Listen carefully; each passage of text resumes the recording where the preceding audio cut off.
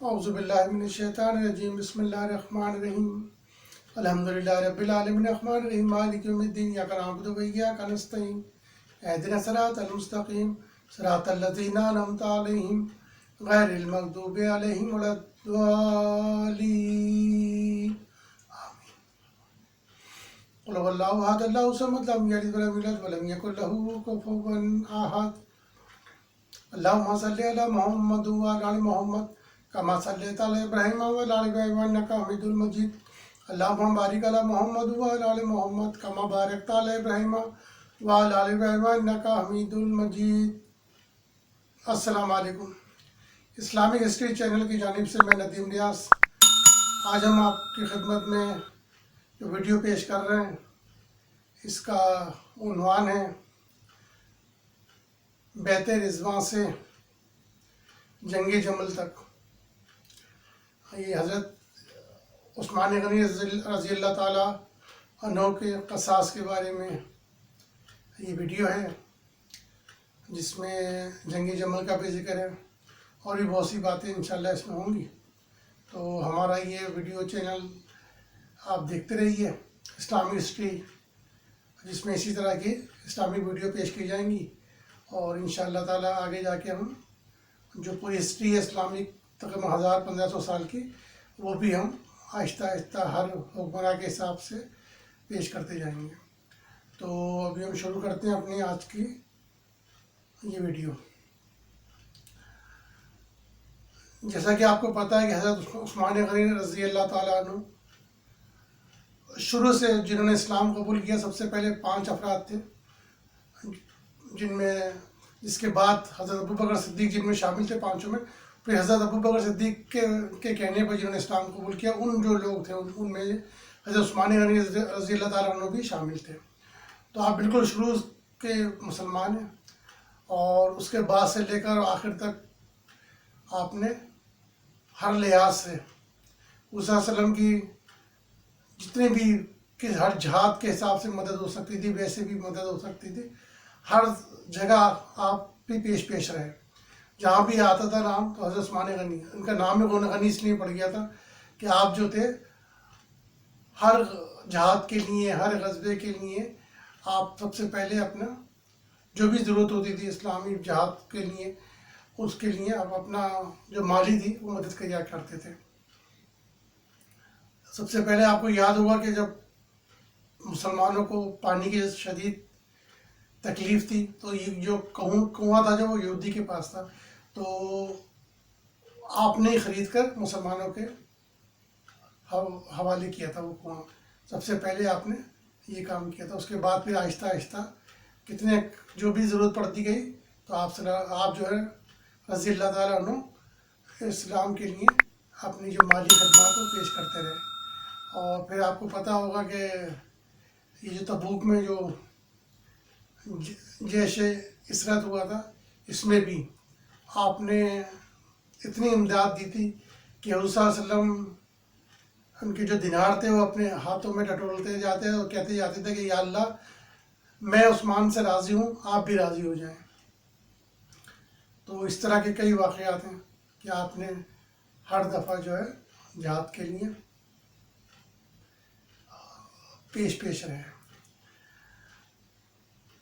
حضرت عثمان غنی رضی اللہ تعالیٰ عنہ کی جو شہادت ہوئی، اور شہادت بھی ایسی کہ آپ کا کئی دنوں تک محاصرہ کیا گیا، آپ کو نکلنے نہیں دیا گیا، نہ کسی کو اندر آنے دیا گیا۔ آپ تھے اور آپ کی وائف تھی حضرت نائلہ رضی اللہ تعالیٰ عنہ۔ ایک تو آپ ایسے ہی ضعیف تھے، کافی 75 70 80 سال کی ایج تھی آپ کی۔ حکمراں ہونے کے باوجود جب لوگوں نے آپ سے کہا کہ باغیوں کے خلاف طاقت استعمال کی جائے تو آپ نے منع کر دیا کہ میں نہیں استعمال نہیں کروں گا اب مسلمانوں کے خلاف۔ اور یہ جاری رہا، آپ کا محاصرہ جاری رہا۔ ایک وقت ایسا بھی آیا کہ پانی بھی بند کر دیا گیا، تو آپ نے اوپر سے دیوار سے جھانک کے پوچھا کہ حضرت علی ہیں کرم اللہ وجہہ؟ تو لوگوں نے کہا نہیں۔ تو آپ نے کہا کہ آپ کو نہیں پتہ کہ جیش اسرت میں نے کتنی مدد کی تھی. تو لوگوں نے کہا کہ ہاں، لیکن اس کے باوجود باغی تھے، وہ ایسے تھے کہ وہ ان کا راستہ چھوڑنے کے لیے، ان کا معاشرہ ختم کرنے کے لیے تیار ہی نہیں تھے. پھر آپ کو شہید کر دیا گیا، اور آپ کے دروازے پر حضرت علی کرم اللہ وجہ نے بھی اپنے دونوں صاحبزادے حضرت امام حسن رضی اللہ تعالیٰ عنہ اور حضرت امام حسین رضی اللہ تعالیٰ نے بٹھایا تھا کہ کوئی یہاں سے دروازے سے اندر نہ جائے. تو پیچھے کی طرف سے لوگ پھاند کے آئے اور آپ کو شہید کیا. آپ قرآن شریف کی تلاوت کر رہے تھے، آپ کا خون بھی گرا اس قرآن شریف پر، اور آپ کی جو وائف تھیں حضرت نائلہ رضی اللہ تعالیٰ عنہ کی بھی انگلیاں شہید ہوئیں. اتنا اندوناک و غمناک سانہ شاید ہی اسلامی تاریخ میں کبھی ہوا ہو کہ ایک حکمراں جو تھا، سب طاقت رکھنے کے باوجود بھی اس نے صرف یہی کہا کہ مسلمانوں کے درمیان میں نہیں چاہتا کسی پہ اختلاف پیدا کرنا، یہ لائی جھگڑا کرنا یا اسلحہ چلانا. آپ نے شہادت مول لے لی، قبول کر لی، لیکن یہ کہ آپس میں لڑائی جھگڑا نہیں کرایا. آپ کی قصاص کے لیے ایک آپ کو پتہ ہوگا کہ جب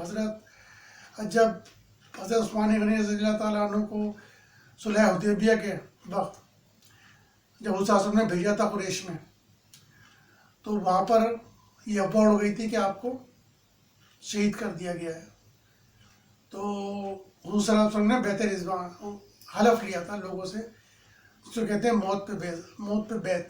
تو وہ حلف انہوں نے یہی لیا تھا کہ آپ کے لیے ہم آپ کے قصاص کے لیے ہم اپنی جانیں قربان کریں گے اور جہاد کریں گے. آپ نے حضرت عثمان غنی کی جگہ اپنا ایک ہاتھ لے کے دوسرے ہاتھ پہ رکھ کے کہا تھا کہ میں نے یہ عثمان غنی کی طرف سے بیعت کر رہا ہوں. تو وہ بیعت جو تھی قصاص عثمان کے لیے حضور صلی اللہ علیہ وسلم نے کی تھی. تو پھر حضرت عثمان غنی کا یہ قصاص لینے کے لیے سب سے اچھی جو شخصیت تھی وہ حضرت صلی اللہ علیہ وسلم کی وائف اور زوجہ حضرت عائشہ صدیقہ رضی اللہ تعالیٰ عنہا ہی ہو سکتی ہیں، اور انہوں نے ہی پہل کی اور آپ ہی روانہ ہوئی قصاص لینے کے لیے.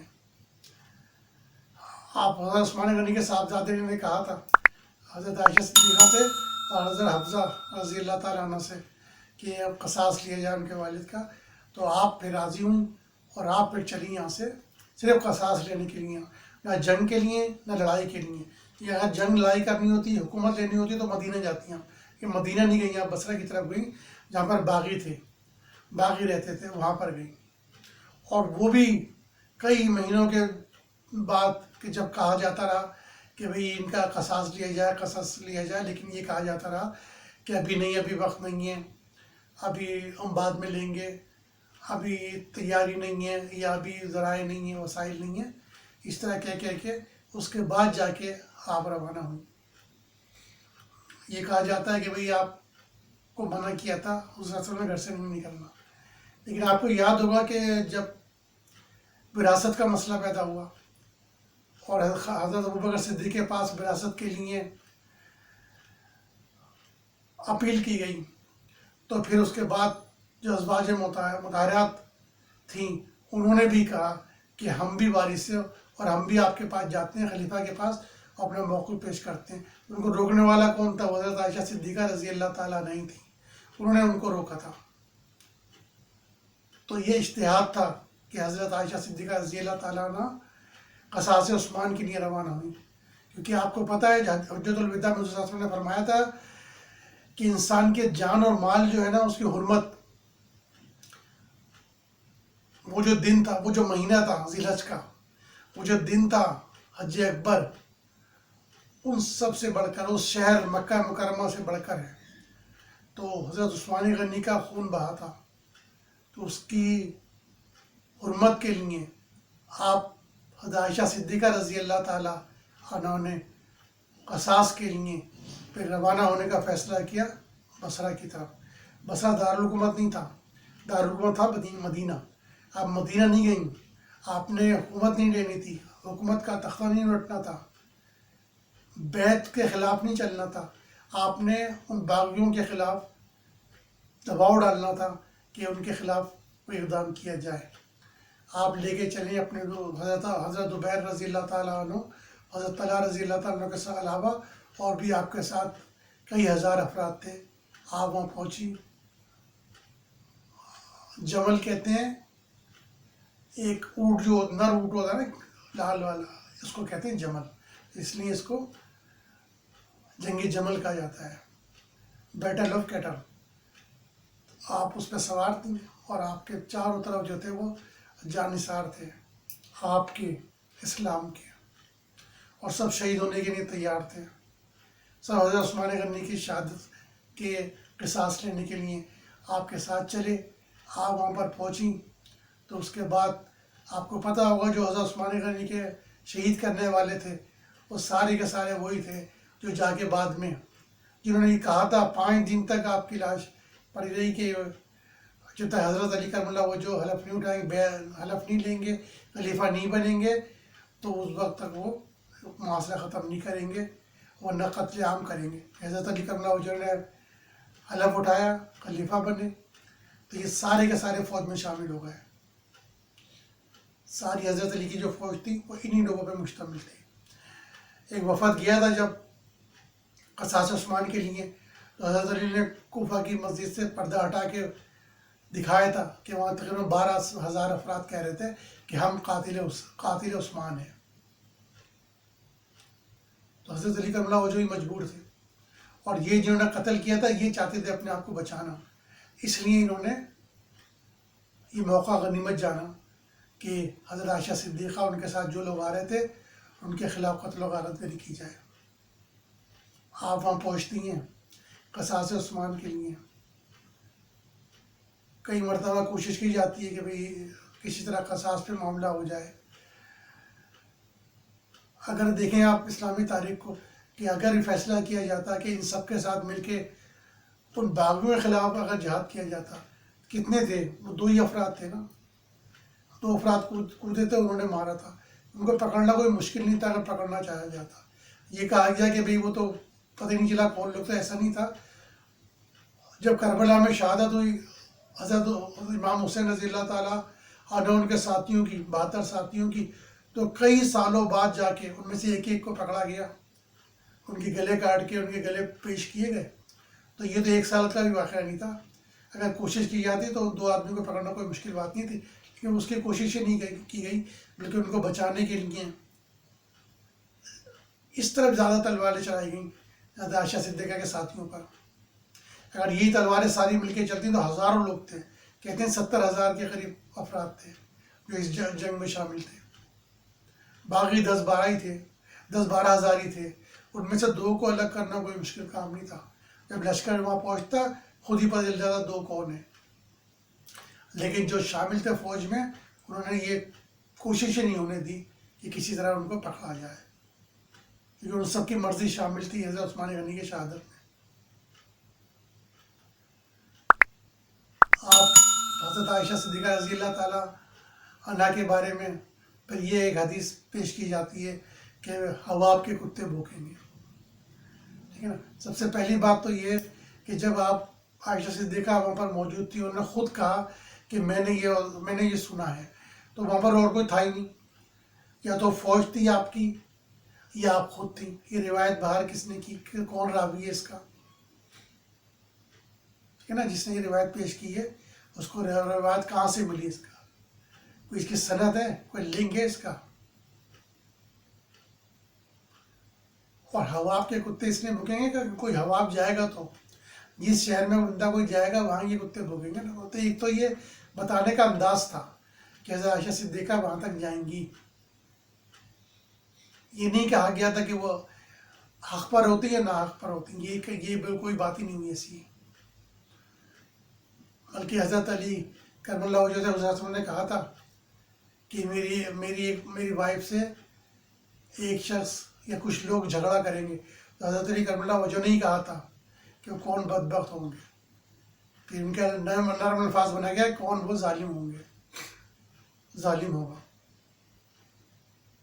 تو اس کا پھر یہ جواب پیش ہے کہ حضور صلی اللہ علیہ وسلم سے نے کہا کہ جب انہوں نے یہ کہا تو انہوں نے کہا نہیں، لا، یعنی وہ ظالم نہیں ہوگا بلکہ ظالم یہ ہیں جیسے، یعنی حضرت عثمان غنی رضی اللہ تعالیٰ عنہ کی شہادت کا قصاص لینے والے ظالم ہیں، یہ ثابت کیا جا رہا ہے۔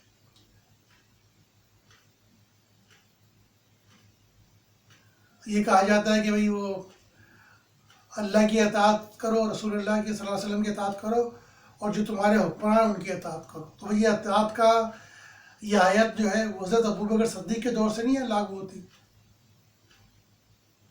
آپ بھی تو حکمراں بنے تھے نا، آپ کے خلاف بھی تو بیعت ہو رہی تھی، مسجد نبوی میں ہو رہی تھی، وہاں اس کا اطلاق نہیں ہوتا۔ پھر حضرت عثمان غنی رضی اللہ تعالیٰ عنہ کو جو باغیوں نے گھیراؤ کیا، وہاں اس بغاوت کا اطلاق نہیں ہوتا، وہاں اطاعت نہیں تھی فرض، امیر کی اطاعت، اور امیر کی اطاعت نہ کرنے پر اگر اسی طرح قتل و غارت ہو سکتا تھا تو پھر یہ عثمان غنی کے خلاف جو لوگ بغاوت کیے ہوئے تھے ان کے خلاف بھی قتل و غارت جائز تھا، تو انہی کو تو پکڑنے کے لیے قصاص لیا جا رہا تھا۔ تو کتنا دیکھیں دو باتوں کو کیسا گھمایا گیا کہ ایک طرف جن لوگوں سے قصاص لینے گئے بے گناہ لوگ، ان کو کہا دیا گیا کہ ان کے خلاف جو کہا گیا وہ جائز تھی۔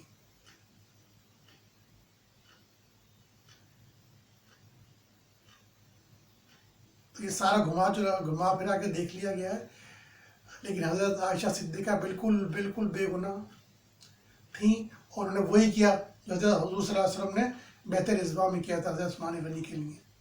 آپ ہی کو آگے بڑھنا تھا، آپ ہی کو لیڈ کرنی تھی، اور آپ ہی کو باہر آنا تھا۔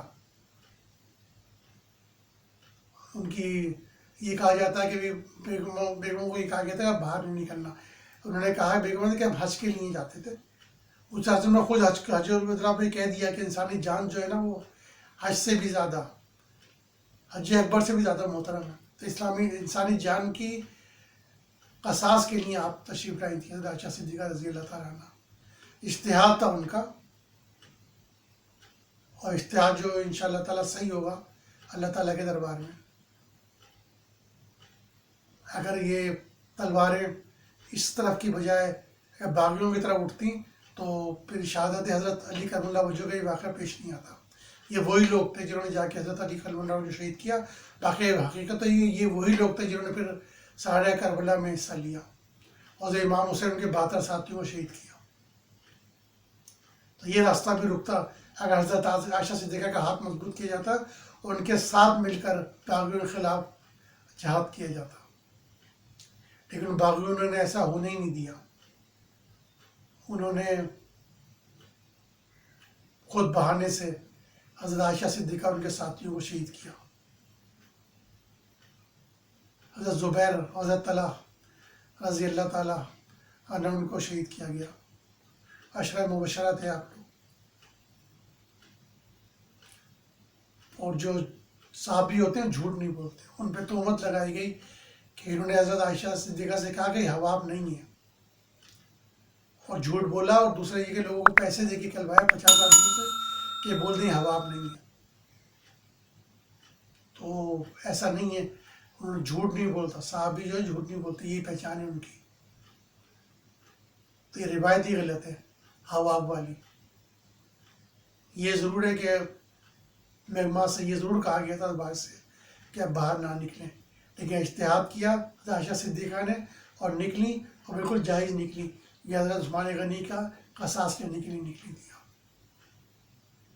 آپ کے سارے ساتھی شہید ہوئے، آپ کی اٹھنے کے کوچے کاٹی گئیں، اس سے بلبلا کے گری ہوگی، ظاہر ایسے تو نہیں بیٹھی ہوگی، آپ بھی گری ہوں گی، پھر آپ کو پہنچایا گیا۔ حضور صلی اللہ علیہ وسلم نے کہا تھا کہ ان کو پہنچا دینا۔ یہ بہت بڑا سانحہ ہے اسلامی تاریخ کا۔ شیخ البانی صاحب کہتے ہیں کہ یہ آدھی حدیث جو ہے نا وہ تو صحیح نہیں ہے، کہ حضرت زبیر رضی اللہ تعالیٰ عنہ، حضرت طلحہ رضی اللہ تعالیٰ عنہ جھوٹ نہیں بول سکتے، عشرہ مبشرہ ہیں، صحابی ہیں، جھوٹ نہیں بول سکتے۔ باقی کے بارے میں کہتے ہیں کہ ہاں یہ صحیح ہے، یہ اور حدیثوں میں بھی ہے، نہ بخاری صحیح بخاری میں، نہ صحیح مسلم میں، نہ ترمذی میں، نہ سنن ابی داؤد میں، نہ سنن ابن ماجہ میں، نہ نسائی میں ہے۔